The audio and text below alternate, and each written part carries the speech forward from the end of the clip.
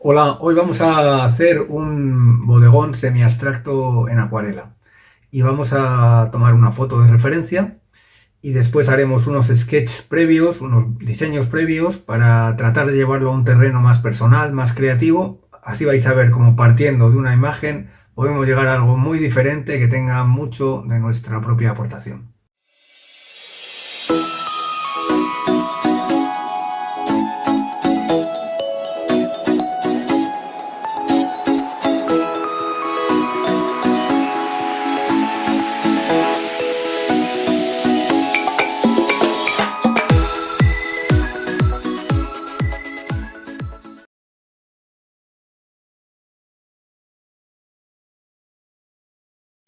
Tomando como referencia la primera imagen, he preparado 3 diseños previos que nos van a servir un poco para ir viendo cuál de ellos nos convence más, ¿no? En este primer diseño más o menos he respetado lo que aparece en el bodegón original, ¿no? He tomado la decisión de mantener más o menos los mismos elementos en su ubicación original, ¿no? En este segundo, como veis, digamos que acerco un poquito más a la línea del tercio, a la forma principal de esta jarra, de este jarrón. Mantengo un poquito el pan ahí y lo que hago es añadir aquí alguna forma circular que me da una repetición de estas formas circulares, de los huevos que aparecen ahí. Mantengo este bol aquí e introduzco una forma eh, en el fondo más alargada que viene un poco a compensar el peso visual que tiene toda esta parte del planteamiento, ¿no? Si os dais cuenta también aquí lo que he hecho ha sido redondear un poco la mesa, ¿eh? Aquí en la imagen original tenemos una mesa completamente recta y aquí lo que hemos hecho ha sido redondear un poquito la mesa para tener también alguna forma circular, ¿no? Y luego, finalmente, en este otro diseño, lo que he hecho ha sido cambiar un poco la orientación. He movido la jarra al tercio de la derecha, he mantenido el pan pegado a ella, pero más hacia la izquierda, y aquí superpongo este elemento y traslado los elementos circulares que representan los huevos y demás a este lado, ¿no? Cambio también la orientación del cuchillo. Bueno, es una imagen un poquito inversa a la que teníamos originalmente, ¿no? Bien, este tipo de ejercicios yo creo que están muy bien para que podamos un poco estudiar bien el motivo y para que podamos un poco llevarlo a unos términos más personales, ¿no? Yo creo que esto lo que nos permite es después olvidarnos bastante del motivo original y trabajar más bien sobre la base de estos esquemas previos, ¿de acuerdo? Entonces, bueno, vamos a trabajar sobre uno de estos esquemas. He elegido este, que me gusta bastante porque tiene mucho movimiento, me parece, mucho dinamismo al meter las diagonales de la mesa y demás. Y vamos a ver qué nos sale. Trabajaremos un bodegón en tonos fríos, aunque le meteremos también algunos tonos cálidos para introducir variación. Vamos con ello.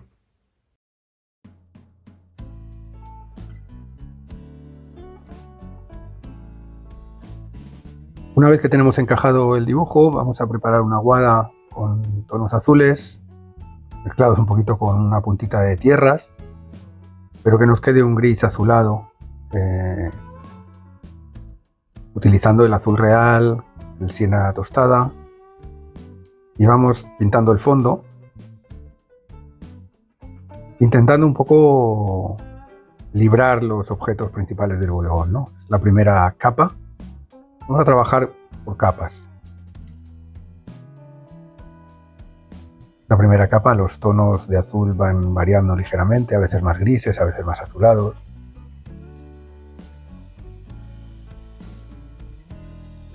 Y vamos preservando toda la escena central, ¿no? Aprovechamos en húmedo, vamos a ir metiendo algunos toques más oscuros que se funden con los primeros, que mantienen la luz en la parte central, ¿no? Introducimos la sombra de los objetos en la parte izquierda, la luz viene por la derecha. Con esas manchas vamos un poco dando volumen progresivamente a los distintos objetos. Sombras en la izquierda, luces en la derecha.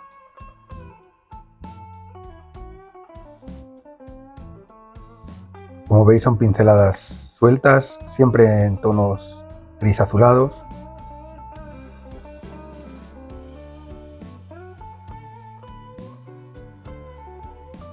Y cuando necesitamos tonos más oscuros, los mezclamos un poco con siena tostada para conseguir esas aguadas más oscuras.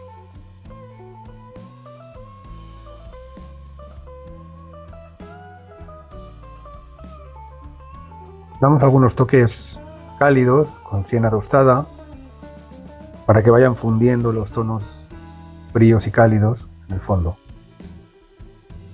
Marcamos un poco la sombra arrojada de los objetos sobre la mesa.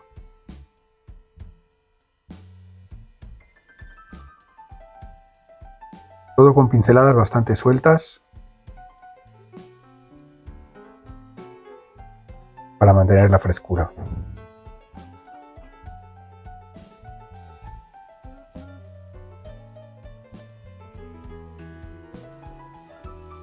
Dentro de la mesa comenzamos también con algunas aguadas muy ligeras para no perder la luz.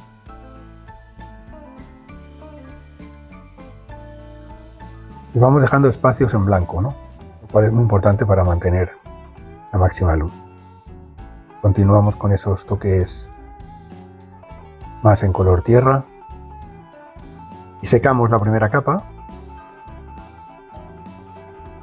para comenzar con una segunda capa de tonos más intermedios, con unos valores un poco más oscuros que los primeros, pero siempre dejando parte de lo que había en la capa anterior, de manera que eso permite que en el fondo vayan apareciendo nuevas formas que no estaban inicialmente previstas. Con este procedimiento de trabajar por capas, la acuarela va sorprendiéndonos y las formas que van surgiendo son muy variadas, tienen mucho movimiento, mucho dinamismo.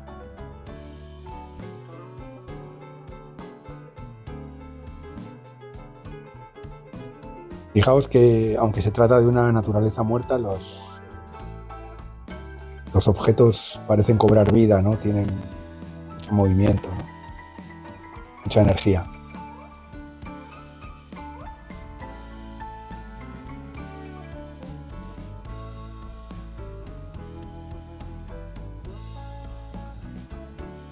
Estoy utilizando una paletina plana que me sirve muy bien tanto para dar pinceladas geométricas como para sacar líneas cuando la utilizo con el filo, delimitar contornos de los objetos. Son unas paletinas muy versátiles que, bueno, si queréis hay un vídeo en el canal dedicado a cómo utilizar los pinceles planos en acuarela que creo que os puede servir para ver cómo las utilizo.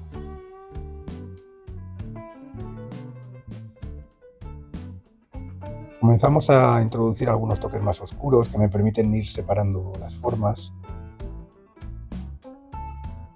y dando mayor contraste en el fondo. Vamos a secar la segunda capa y a iniciar con una tercera capa que será de tonos más oscuros, con azul de Prusia,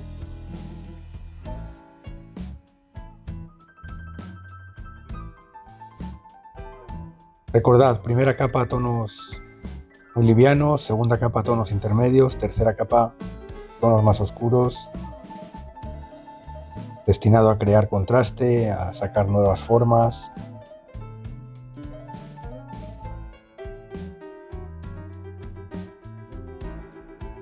Y a ir componiendo la escena.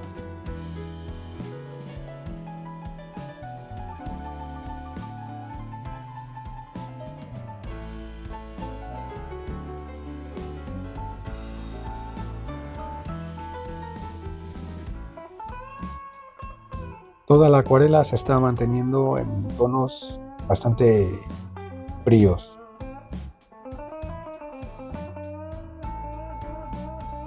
Aunque ya le dimos al inicio algún tono cálido que hace un poco vibrar el color, y posteriormente enfatizaremos un poco más esos tonos cálidos para dar variedad a la acuarela, ¿no?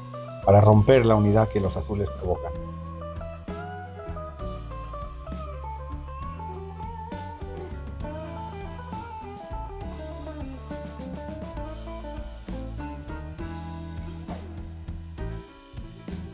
Voy un poco tomando decisiones sobre la marcha,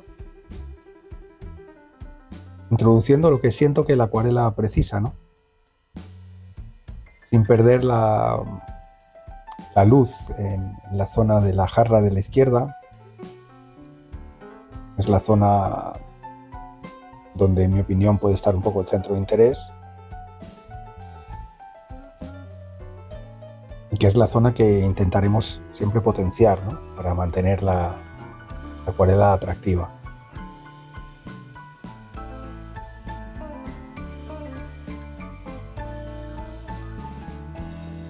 Las formas de los objetos aparecen a veces distorsionadas, deformadas, torcidas. No me importa demasiado, creo que eso le da cierto carácter especial a la obra. No es un bodegón realista, entonces no necesito que todo esté en su sitio. Me puedo permitir el lujo de modificarlo, de cambiarlo, de hacer que tenga movimiento.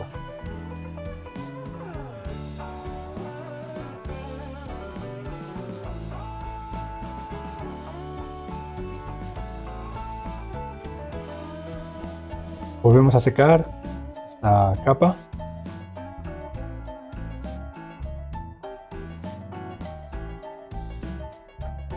Comencemos a introducir líneas más cálidas, en tonos más anaranjados, creando un poco caminos visuales y zonas más cálidas que se contraponen a las zonas más frías en torno al centro de interés de la. Comencemos a introducir cálidos, muy suaves en algunas partes, y veis que se produce una vibración de fríos y cálidos a lo largo de toda la obra, ¿no? Recordad además que el naranja es un color complementario del azul, entonces los colores complementarios, cuando están situados juntos, pues vibran de una manera especial, ¿no? Vamos a introducir ya zonas bastante oscuras para enfatizar el contraste aún más.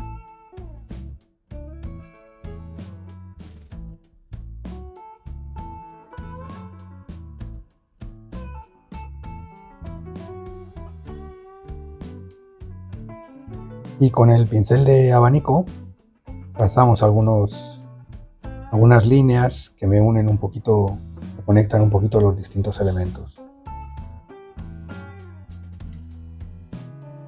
Un tono azul real que voy repartiendo también por otras partes de la acuarela.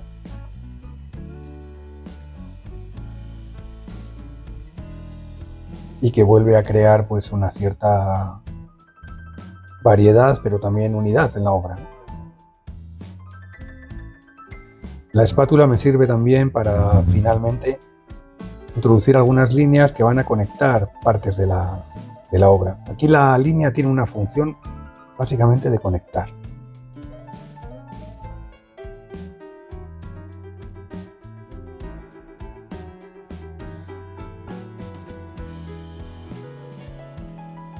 Ya sabéis que la combinación de mancha y línea es siempre una combinación interesante.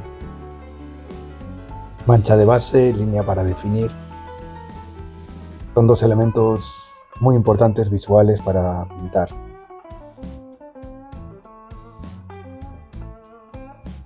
En esta fase tenemos que andar ya con mucho cuidado porque estamos acabando. Y esa línea cálida también me ayuda a crear un camino visual. Y este sería nuestro trabajo. Si os ha gustado, podéis darle un like y suscribiros al canal, y nos vemos en el próximo vídeo. Un saludo.